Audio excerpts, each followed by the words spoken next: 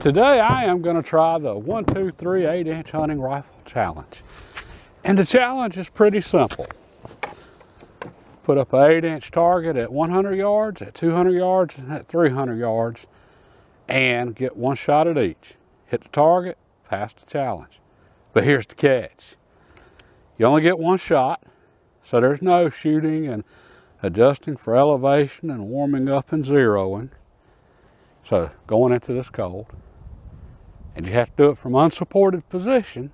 So no bench, no bipod, no bag, and you have to post your results to social media of your choice, hit or miss. So let's jump into this one. The primary purpose of this challenge is just to give us all a way to evaluate our skills and see where we're at as far as our shooting abilities and how well we know our equipment, our rifle, our ammo. That's the point of this. And the posting to social media. That's not to brag and say, hey, look what I did. That's to put a little pressure on you so that you really want to make the shot. Well, there's that little bit of pressure on you in hunting. Actually, a little bit more in hunting, because you really want to make the shot in hunting. And it also, in the case of a miss, and I'll be honest, I'm going to be embarrassed if I missed, because not only am I going to post a picture of my results, make these the very first post for Tom River Simple Living on Instagram, you're going to get to see me miss if I missed. I don't want to miss. Puts a little pressure on me. Okay, that's the point. And as far as if you post to social media or not, that's entirely up to you. And all of this, you can change it to fit what you need as far as, all right, this is the 1, 2, 3 8-inch hunting rifle challenge. 100 yards, 200 yards, 300 yards, 8-inch paper plate. And the reason for the 8-inch paper plates, I've always heard, if you can hit an 8-inch target, then at whatever range, you're good for hunting. And that's another aspect of this with going with the 8-inch target. I'm at my friend's range. We got some steel down here. With steel, you just hear a ting, okay, you hit the steel, especially if you're using larger pieces of steel. But in hunting, we're not just trying to hit the animal, we're trying to hit a spot on the animal, and that's the vitals. And 8 inches is going to about cover you on that, but you can bring it down to 6 if you want to. Or if you're shooting smaller animals than, say, deer, go to 6-inch target. Go to 4-inch if you want to. If you never shoot at 300 yards, make this the half, 1, and 1.5. 50 yards, 100 yards, 150 yards. Make this challenge whatever you need it to be to help you evaluate your skills, your equipment for what you do. For my rifle, I'm going to be using my Ruger #1 chambered in 270 Winchester. And the reason I'm going with this rifle is because I want to give myself every advantage possible here. I don't want to miss. I'm using 130 grain AccuBonds in this rifle. With the 130 grains, the standard AccuBonds, it doesn't have the ballistic coefficient of the long range AccuBonds, but the small 130 grain bullet doesn't have the ballistic coefficient of the 140 or even better, the 150 grain bullet anyway. But this is where maximum point blank range versus ballistic coefficient comes in. Generally, your ballistic coefficient, it is not an issue until you get out past 300 yards. Now, we have some really high winds today, so it could be a factor here. But with going with the 130 grain bullet rather than one of the heavier bullets, I have more velocity, which means I have a longer maximum point blank range. So with where I have this rifle zeroed, I can hit a 6-inch diameter from the muzzle to 300 yards with no holdover. And we're shooting 8-inch targets here. So that's going to make it easier for me. Now past 300, you start getting out further, that's when those higher ballistic coefficients will start to come in, and you'll end up eventually with a flatter trajectory with the heavier bullets because they're more aerodynamic. But for out to 300, it's tough to beat 130. So let's see what I can do here. Now I said unsupported, but that doesn't mean you can't do everything possible to build a good solid shooting position to shoot from. Now, honestly, if I had any guts, I'd do this from standing at 100 yards. But last year while hunting, I became very aware that I've been spending too much time shooting little groups off the bench, not enough time practicing real positions like this. And for me, a really good solid position to shoot from in the field hunting is kneeling. It keeps you a little more elevated than if you were sitting or in the prone where grass can be in your way and low brush and everything else. But with kneeling, you've still got a solid shooting position to shoot from. It's not quite as good as the others, but it's just a good field position. And again, to try to keep me from embarrassing myself, I'm going to start from kneeling, and honestly, I'm not very confident in this position right now. So let's see what I can do with this.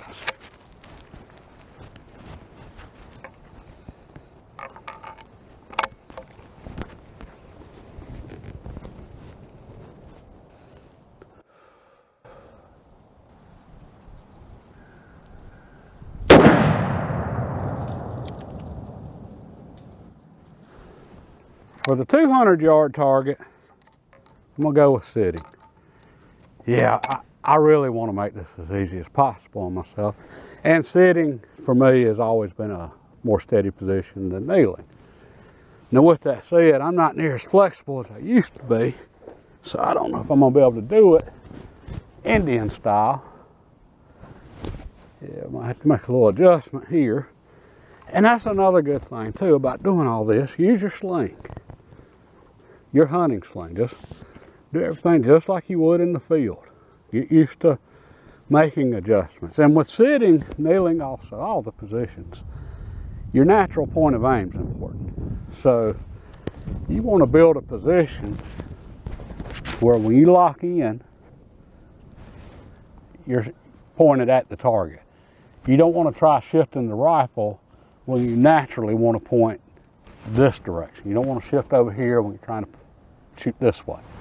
You shift your body so that your position matches what you're trying to do. And in my case,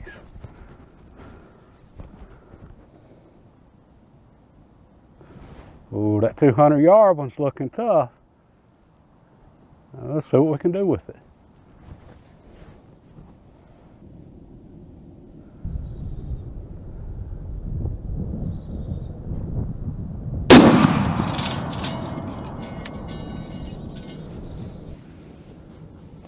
I got a little scope bite from that one, but I made the shot. And I knew I was a little close to that scope when I fired, but that's okay. It's been a long time since I shot from sitting position like this, and that's the point of this, you know, to try the different positions, learn to build a position, see how the different positions do. Now, let's take a shot at that 300-yard target before it gets too late on me and the light gets too low. I'm 2 for 2, and I got one more shot to make to complete the 1, 2, 3, 8-inch challenge. And I don't know if I mentioned earlier, but I've got an 8-inch paper plate at 100, but I got 8-inch steel at 2 and 300. I'm at my friend's range, and he already had the steel up, so I figured I'd take advantage of it.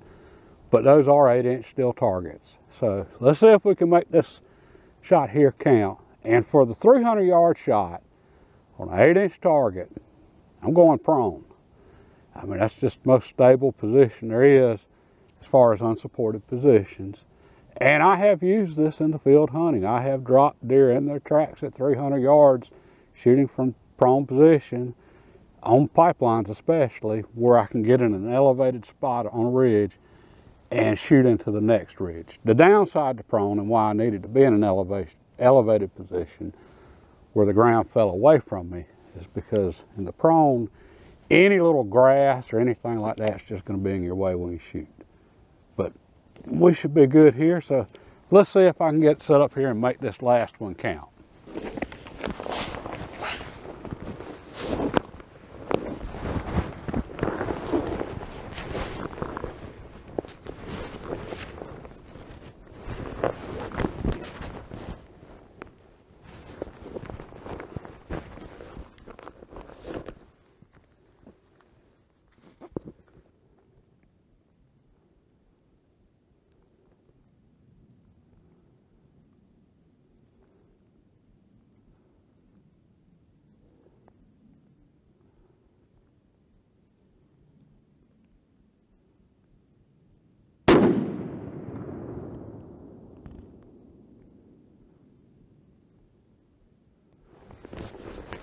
I hit something. The 100-yard shot from kneeling position, well, that was pretty good. I'm impressed with that one. That's almost exactly where I'm zeroed at for 100 yards. I was off to the left, 3/4 of an inch. Height was perfect for where I have it zeroed. Let's check 200. At 200 yards, sitting position. Made the shot, barely. It was low. And this one should have been high with the way I have my rifle zero. This one should have been high, but I'll take it. And it just goes to show I need some practice. And again, that's letting me see where my skills are at. And again, that's the whole point of this challenge, to evaluate my skills, see what I need to improve on. And I need to practice from the sitting position more. 300 yards, a little low on the target. I hit the target, I'll take it. And again, 8-inch steel, 10-inch right here behind me, but this is the 1, 2, 3, 8-inch hunting rifle challenge. I was a little low. That's about where my impact should have been for this cartridge with how I set up. And I'll be honest, that was kind of a confidence booster there. But I do need to work at this some more. I wasn't quite as steady as I would have been.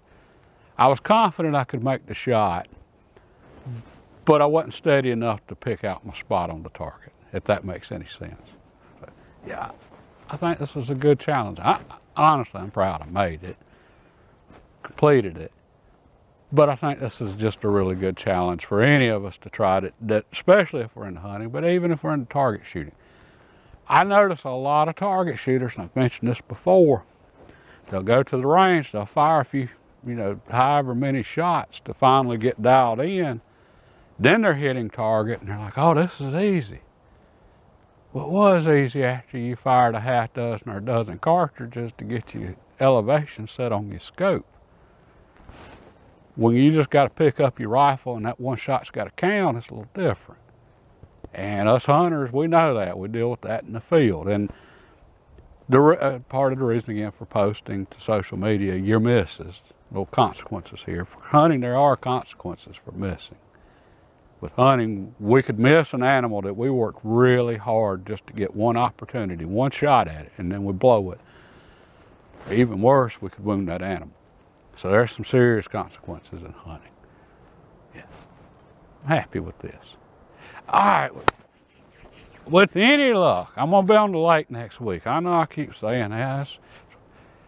I normally fish with kayak, or had been for the past few years. That kayak was simple and it worked every time. I didn't have all the issues I'm having with my boat. But I just got this boat and it's gonna take a while to get it sorted, and I know that. And with the kayak, I wouldn't have been fishing before now because the water's a little too cold. I'm pretty particular on water temperature when I go out in the kayak, just because cold water's dangerous. So, and hopefully I caught that last impact on this GoPro right here, and along with the others.